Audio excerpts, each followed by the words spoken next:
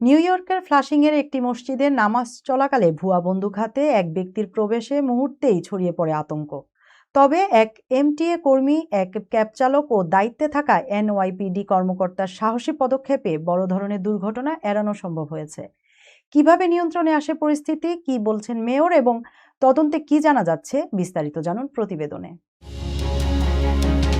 যুক্তরাষ্ট্রের নিউ ইয়র্কের ফ্লাশিং এলাকায় অবস্থিত Muslim centre of new York এ পবিত্র নামাজ চলাকালীন এক ভয়াবহ এবং অনাকাঙ্ক্ষিত আতঙ্কের সৃষ্টি হয়েছে। গতকাল বিকেলে যখন মসজিদের ভেতরে মুসল্লিরা নামাজে মশগুল ছিলেন, ঠিক তখনই এক ব্যক্তি আচমকা ভেতরে প্রবেশ করে একটি ভুয়া বন্দুক উঁচিয়ে ধরে। এই ঘটনায় মুহূর্তের মধ্যেই পুরো মসজিদের ভেতরে তীব্র আতঙ্ক এবং হুড়োহুড়ি শুরু হয়ে যায়।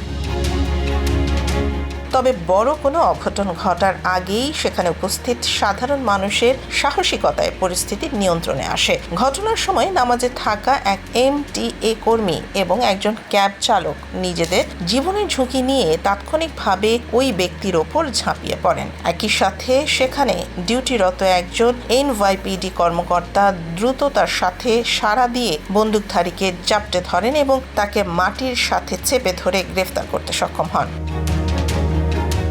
এই ঘটনার পর নিউ ইয়র্কের মেয়র মামদানি এবং বিবৃতিতে গভীর উদ্বেগ প্রকাশ করেছেন। তবে বড় ধরনের কোনো অনাকাঙ্ক্ষিত রক্তপাত বা বিপর্যয় রোধে অত্যন্ত সাহসিকতার সাথে দ্রুত পদক্ষেপ নেওয়ার জন্য তিনি ওই 3 বীর নাগরিক ও পুলিশ কর্মকর্তাকে আন্তরিক ধন্যবাদ ও কৃতজ্ঞতা জানিয়েছেন।